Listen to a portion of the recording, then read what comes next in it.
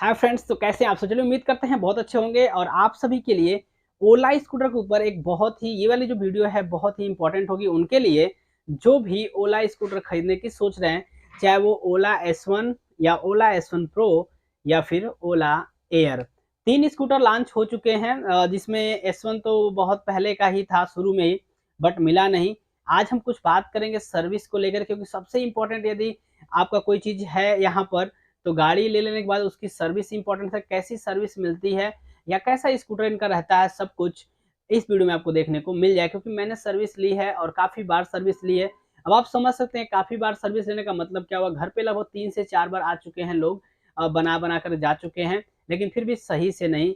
इसके अलावा लखनऊ मेरी गाड़ी जा चुकी है एक बार, पटना जा चुकी है एक बार, और एक बार फिर वो लोग मेरे यहाँ से ले गए थे, लेकिन मुझे बताया नहीं कहाँ ले गए थे, तो मुझे उसकी वो मतलब नहीं, मतलब हो सकता है लखनऊ ले गए या पटना ले गए, तो जहाँ भी ले गए लेकिन वो बना करके ला करके दिए।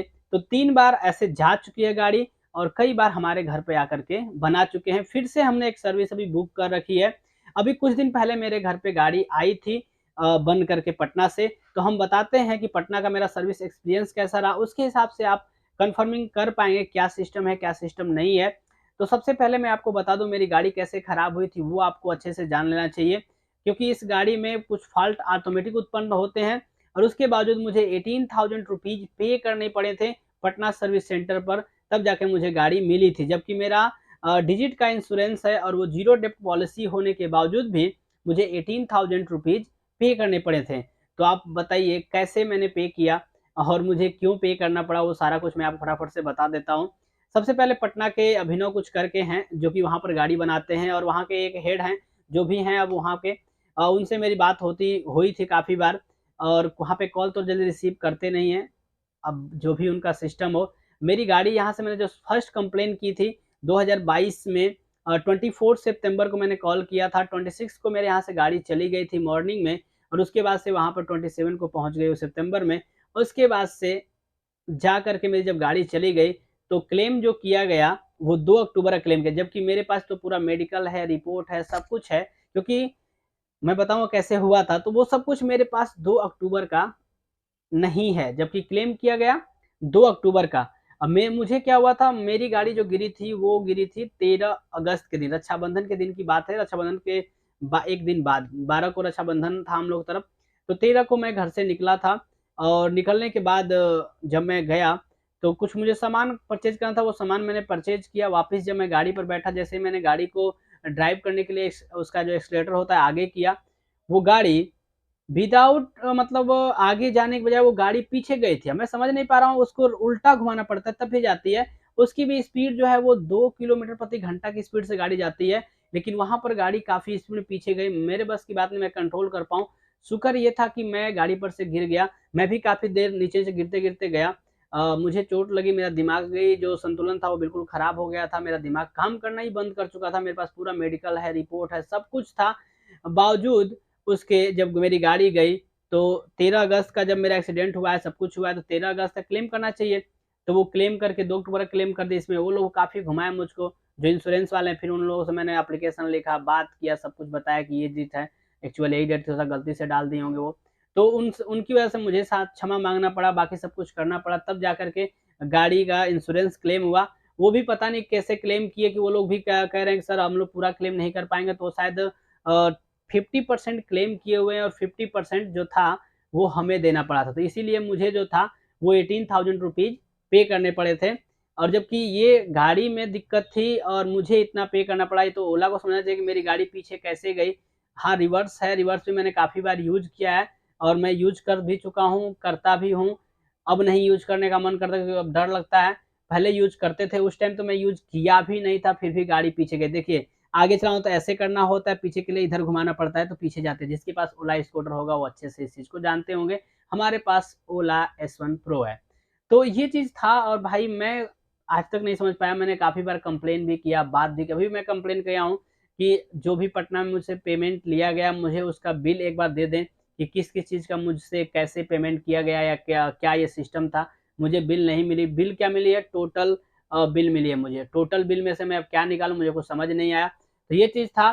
तो सर्विस की जो सिस्टम है वो बहुत ही बेकार है ओला स्कूटर का, क्योंकि मैंने सर्विस ली इतने बार और जिनका भी स्कूटर जो भी लोग परचेज किए वो 1 या 2 बार सर्विस ले ही चुके होंगे। मुझे लगता है कि 100 में से 90% ऐसे लोग हैं जिनको प्रॉब्लम आ चुकी है। हो सकता है कि 10% ऐसे होंगे बहुत ही भाग्यशाली पर्सन जिनके स्कूटर में आज तक कोई प्रॉब्लम नहीं आई होगी। मेरा स्कूटर लगभग साल भर होने को है और स्कूटर चला हुआ है 4848 किलोमीटर।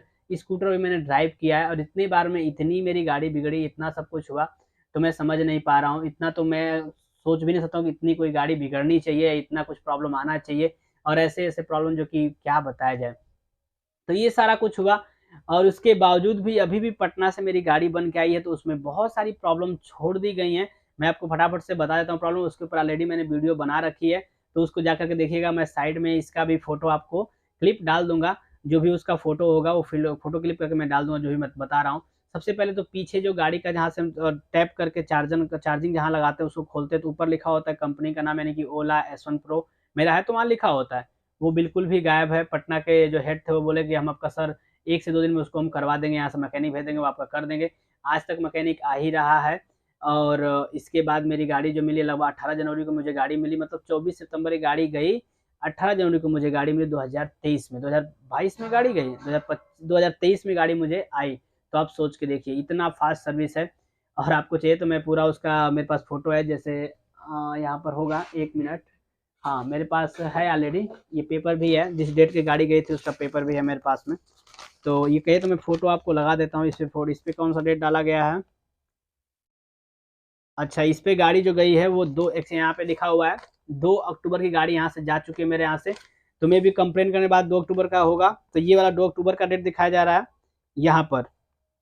तो बाइक, हाँ, यहाँ पर डेट 2 अक्टूबर का दिखाया गया है, बट जो मेरी गाड़ी यहाँ से मैंने कंप्लेन किया था वो 26 को किया था, 24 सितंबर को किया था और ये अक्टूबर में गाड़ी यहाँ पर दिखाया जा रहा है गई है। आई है मेरे यहाँ जो गाड़ी वो जनवरी में आई है 2023 में। तो आप खुद सोच देखिए इतनी फ़ास्ट सर्विस है। अब यहाँ पर जो ये पेपर है इसके हिसाब से मैं बता रहा हूँ, लेकिन जो कंप्लेन आप मेरा अगर चेक करेंगे कस्टमर केयर से मैंने बात किया हुआ है उसका, तो वो 24 सितंबर का मिलेगा 2022 में। लेकिन ये यहाँ पे हमारे यहाँ से ले गए 2 अक्टूबर को, तो वही 2 अक्टूबर को ले गए। क्लेम भी 2 अक्टूबर का ही किया गया है, 2 अक्टूबर को जब गाड़ी चली गई तो उसके बाद। अब ये चीज़ हो सब कुछ तो हो गया, लेकिन गाड़ी इतना स्लो बना, इतना स्लो बना, इतना सारी कुछ दिक्कतें आई, उसके बाद से गाड़ी में अब क्या-क्या दिक्कत अभी भी है वो मैं आपको फटाफट से बता देता हूँ। जब मोटर चल रहा है तो आवाज़ें आ रही हैं अजीब प्रकार की, पहले नहीं आती थी, बिल्कुल भी नहीं आती थी आवाज़ मेरे गाड़ी से, लेकिन अभी आ रही हैं। जहाँ पर हम पैर रखते हैं उसके नीचे थोड़ा-सा गैपिंग होता है, वहाँ से इस साइड से उस साइड तक दिख रहा है, तो ऐसा कुछ वहाँ पे गैपिंग हो गया है। मैंने कंप्लेन बुक की थी, एक मैकेनिक आए भी घर पे और आकर कह रहे हैं सर ऐसा, अब मुझे कंफर्म नहीं कि ऐसा होता है कि नहीं। मैं बोला कि तो फिर मैकेनिक किस बात के भाई, जब आपको पता ही नहीं कि ऐसा होता है कि नहीं होता है, क्योंकि मैं गाड़ी पहले चला चुका हूँ, तो मुझे अच्छे से पता है कि ऐसा नहीं होता है। इसके अलावा जो आप लोग मोबाइल का जो वायर लगता है, जैसे यूएसबी वायर है, जो कुछ भी वायर आप लगाते हैं, वहाँ पर एक मोबाइल का पिन दिया गया है जिसमें आप वायर लगा दे सकते हैं। तो वहाँ पर हुआ क्या है, गज़ब का काम किए हैं लोग, उसके ऊपर एक कैप होता है, उस कैप को निकाल कर के फेंक दिया गया है। वो सही नहीं हुआ, मतलब वो कैप वाला प्रॉब्लम है। ओला एस1 प्रो पीछे नहीं लिखा है, गैप है, मोटर से आवाज़ आ रही है। तो ये सारी प्रॉब्लम मुझे अभी भी देखने को गाड़ी में मिल रही हैं। इसके अलावा सीट जो उन्होंने चेंज, पता नहीं, सीट मेरे बिल्कुल सही था। सीट किस लिए चेंज की मुझे समझ नहीं आया। सीट भी चेंज कर दिए हैं और सीट चेंज करने के बाद हुआ क्या है, सीट जब मैं बंद कर रहा हूँ तो जो उसका डिस्प्ले है उसमें ट्रंक ओपन ही दिखा रहा है। फिर कभी क्लोज़ हो जा रहा है, कभी ओपन हो जा रहा है और मोबाइल का जो एप्लीकेशन है उसमें ओपन दिखा रहा है और फिर कभी क्लोज़ दिखा रहा है। तो जब क्लोज़ हो जाता है मतलब सही से पकड़ नहीं रहा है। मैंने वहाँ का जो प्लास्टिक था उसको भी निकाल दिया, शायद काम करे, तो प्लास्टिक ही वहाँ से फाड़ दिए, फिर भी काम नहीं कर रहा है। तो सीट चेंज करने के बाद ये प्रॉब्लम आई। बाकी बॉडी में स्क्रैच था, ऊपर का बॉडी चेंज कर दिए, नीचे का जो स्क्रैच था उसको ऐसे ही छोड़ दिए। आगे भी स्क्रैच कुछ अवेलेबल है, उसको सही नहीं करा, मतलब कुल मिला के 4 महीने से ऊपर रख कर के गाड़ी को इतना अच्छे से बनाया गया। तो आप स्कूटर लेने से पहले खुद सोचिए कि आपको सर्विस कैसी मिलेगी। आपका गाड़ी, देखिए गाड़ी लिए हैं तो खराब तो होना ही होना है, कुछ ना कुछ खराब हो ही जाएगा इन फ्यूचर, तो प्रॉब्लम हो सकती है आपको भी। सो आप सोच समझ के गाड़ी को बाय करिए। फर्स्टली इस सर्विस को आप ज़रूर ध्यान दीजिए। गाड़ी में चलाने में मुझे कोई दिक्कत नहीं आई, जो दिक्कत आई मैंने बता दी। बाकी समय में एक बार गाड़ी शायद गिरी थी, अब वो कैसे गए थे उसका सिस्टम अलग था, वो मैंने वीडियो बना रखी है, आप ज़्यादा तो ज़रूर देखिएगा। मैं गाड़ी को normal mode, hyper mode, sport mode सब में चला रखा हूँ। इको मोड में गाड़ी बिल्कुल भी नहीं चलाता हूँ कभी। ऐसे हो जाती है जब खत्म बैटरी तो इको मोड में अपने आप हो जाती है, तो उसमें चलाना पड़ता है। और ऐसा मेरे साथ बहुत कम हुआ है। सबसे अधिक मेरा जो यूज़ होता है वो नॉर्मल मोड यूज़ होता है। स्पोर्ट मोड और हाइपर मोड मैं बहुत ही कम यूज़, हाइपर मोड तो मतलब जीरो, अगर 100 में बात करें ना तो 0 पॉइंट कुछ परसेंट यूज़ किया हो। नॉर्मल मोड मेरा बात करें तो 99% नॉर्मल मोड यूज़ हुआ है, 1% जो है वो स्पोर्ट और हाइपर में हुआ है। उसमें भी इको मोड कुछ जोड़ लीजिए तो वो ये सब कुछ यूज़ होकर के हुआ है। सबसे अधिक नॉर्मल मोड में गाड़ी मेरी चलती है। जहाँ भी जाना होगा, कुछ भी करना होगा, सबसे अधिक नॉर्मल मोड यूज़ करता हूँ और उसमें मुझे रेंज ठीक मिलती है। उसमें मुझे कोई दिक्कत नहीं हुआ है, क्योंकि उसी हिसाब से हम जो भी मुझे जाना होता है, जितनी भी दूरी तय करें तो उसी हिसाब से हम तय करते हैं, उसी हिसाब से हम ड्राइव करते हैं। तो कोई दिक्कत उसमें मुझे नहीं है। जो दिक्कत थी सर्विस में थी, और सर्विस में पता नहीं अब आगे क्या करेंगे, क्या नहीं करेंगे लोग।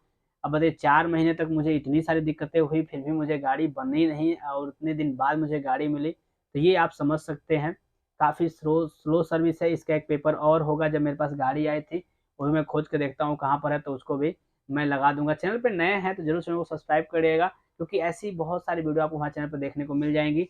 ओला S1 का मतलब ओला स्कूटर की वीडियो का एक प्लेलिस्ट बना हुआ है, उसमें सारी वीडियो आपको देखने को मिल जाएँगी। कोई भी आपको वीडियो देखने जा करके वहाँ से आप देख लीजिए, चाहे हाइपर मोड में रेंज चेक करना हो वो चेक कर लीजिए, और इसके अलावा आपको नॉर्मल मोड में चेक करना हो वो भी चेक कर सकते हैं। तो सारी वीडियो एक-एक करके वीडियो, बहुत सारी वीडियो अवेलेबल होंगी मेरे चैनल पे ओला S1 प्रो के ऊपर। तो आप S1 लेने वाले हैं, S1 एयर लेने वाले हैं या S1 प्रो लेने वाले हैं, सबकी वीडियो में कुल मिलाकर सब कुछ लगभग तो कॉमन ही होता है, बस मोटर की क्वालिटी अलग-अलग है सबकी, बैटरी का रेंज बढ़ जाएगा, तो वही सिस्टम है। तो आप जाके ज़रूर वीडियो को वॉच कीजिए, और कुछ भी अगर हो तो आप कमेंट बॉक्स में कमेंट करिए, मैं आपको ज़्यादा कोशिश करूँगा रिप्लाई करने का। तो भाई मेरी तो दिमागी हालत ख़राब हुई थी, फिर मैं अभी सही हो चुका है, इसलिए मैं वीडियो बनाना चालू किया हूँ। पहले कुछ दिन तक मेरी वीडियो नहीं आ रही थी चैनल पे, बस वजह यही थी कि मैं सही था नहीं, इसी वजह से।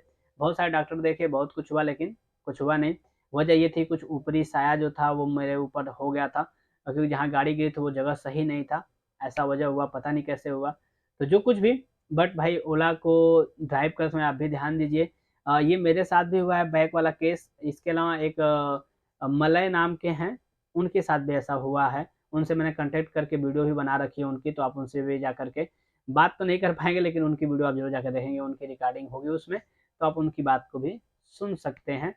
तो चलिए मिलते हैं नई वीडियो में, तब तक के लिए टेक केयर, जय Hind, Vande Mataram and bye bye. मिलेंगे नई वीडियो में, तब तक के लिए अपना ध्यान रखिए।